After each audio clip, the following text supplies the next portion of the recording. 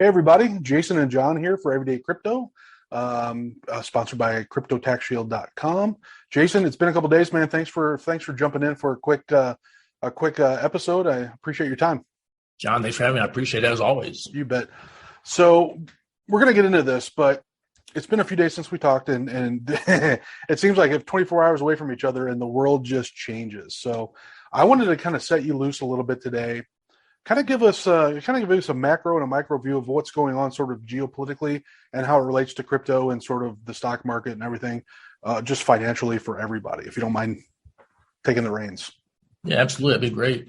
If I could start, please, if you find any educational or entertainment value in this at all, please like and subscribe. And we appreciate it. It helps us help you. And we are not financial advisors. Please do your own research. Absolutely. So, right. The last week has been crazy. For a guy like me, this is like the most amazing thing ever. Because I'm a macro guy, and I'm a chess player and a card player, and this is all very related. Right. So you got Russia invading Ukraine. You got the whole world standing up for Ukraine, which is awesome. That's so cool to see, right? Yep. But now you got this chess game going on. Mm-hmm. I don't think Putin ever anticipated this kind of resistance. Right. So you got every American corporation refusing to do or not doing business in Russia now. Right. From McDonald's to Apple to Google to whatever. You've got oil now being a massive problem because a lot of it comes from Russia. Right. At the European Union cutting off banking ties. Right. To Russia. You got all these things going on that help with the war effort, but I don't think your average human being understands the consequences of each of these moves. Right. For example, you cut off the banking sector from Russia, from the European Union.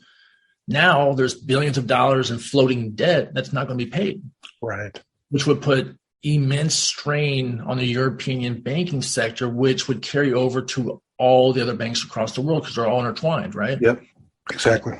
That's super dangerous considering how weak the dollar was going into it, and that's all intertwined too. Right. You've got commodities going through the roof. Wheat's up like 300% in the last week. Copper, iron, all that stuff, right? It's going through the roof because Russia produces more natural resources than the rest of the world combined. Right. I don't think the average person understands that. What happens if Russia, we've cut them off from so many things. What happens when they cut us off? Right. That's a huge question. Because I don't know whether European Union is going to get their oil. I don't know whether they're going to get their wheat. Mm-hmm. Stuff, right? You got Russia letting the world know that. So America and the European Union has been donating to the war effort through Poland, right? They give the weapon to Poland. Poland gives them to Ukraine. Right. Now Russia's saying that's an act of war. But Poland's part of NATO. Right.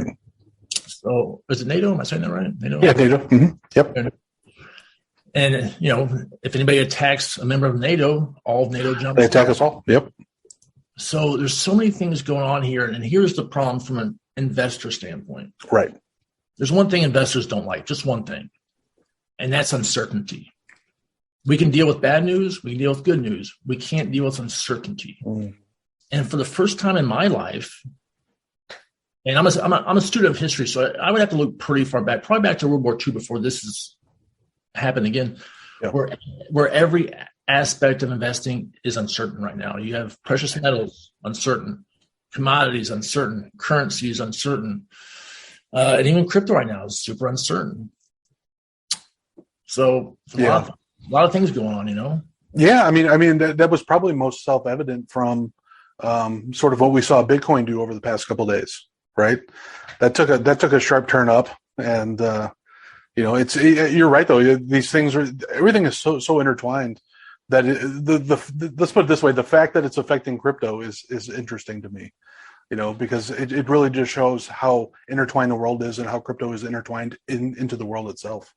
It's not a thing off to the side. It's here. It's The cool thing about the last 24 hours is, so the whole crypto community has been waiting on this whole Biden crypto stance, which he was supposed to come out with, I think, later this week.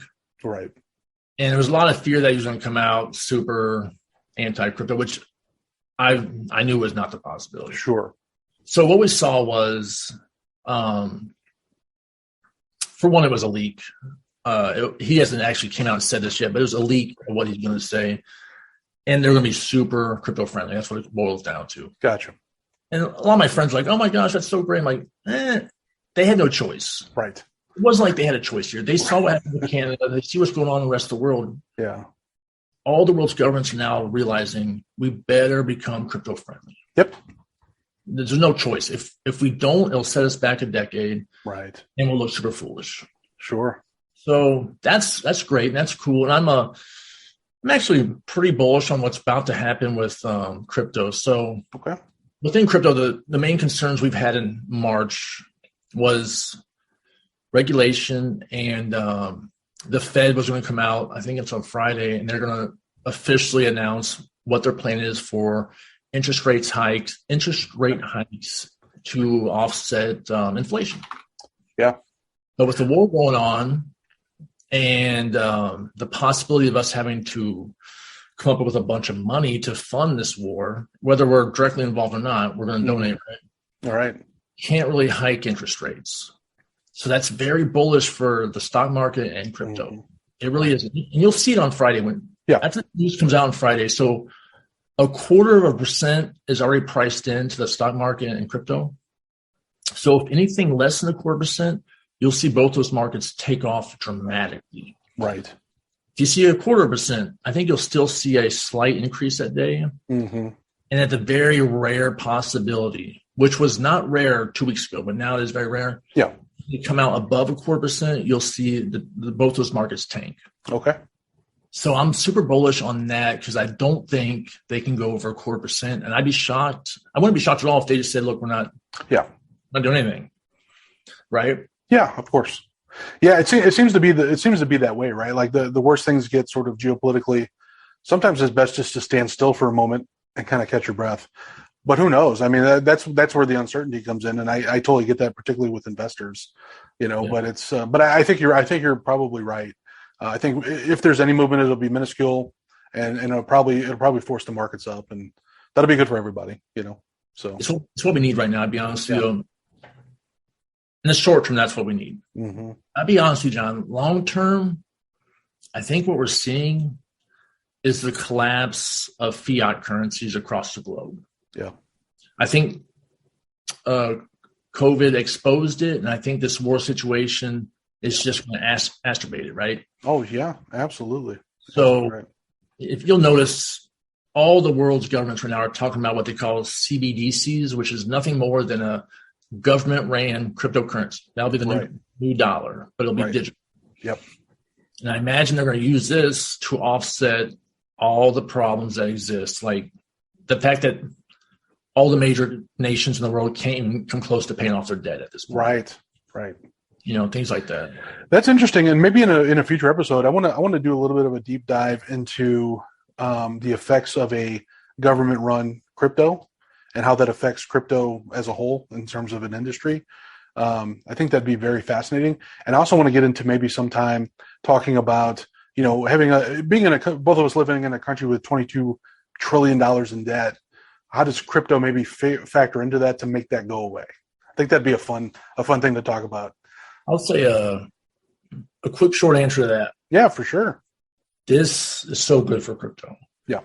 For example, just use Bitcoin for an example. Mm-hmm. There will only ever be 21 million Bitcoin that will ever exist. Right. Nobody on earth can make it more than that. And that's the difference between a government-ran centralized currency where they can just print off as much as they want. It doesn't matter, nonstop printing off dollars. Mm-hmm. This is the value of Bitcoin. Right. It's scarcity. There's only so much in the world. People like to say gold. Well, gold's similar. Not really, because you can't hold a bunch of gold. Right. You can't travel with a bunch of gold. Like if you're trying to move $20 million or even $1 billion in gold, it's very difficult. Yeah. Mm-hmm. And believe it or not, there's a lot of gold in the world. We just haven't dug it up yet. Right. And there's asteroids in the Right. around that insane amounts of gold on them. So Yep. it's different. Interesting. Well, man, this is good. This is good info, and I think you're spot on. And Friday's going to be an interesting day for a lot of reasons for a lot of folks. So, yeah, and I can't believe it's here already. I know we talked in a previous episode about the sort of emergency Fed meeting that was had back in February, and I remember you saying that I think when on the 11th was when they were going to make some announcements. So, Yeah, the 11th. yeah, I'll be watching. So, Jason, thanks so much for taking some time, man. This is good stuff. So, John, thanks for having me. As always, I appreciate you. You bet. We'll do another one soon. Hey, you got it. Take care.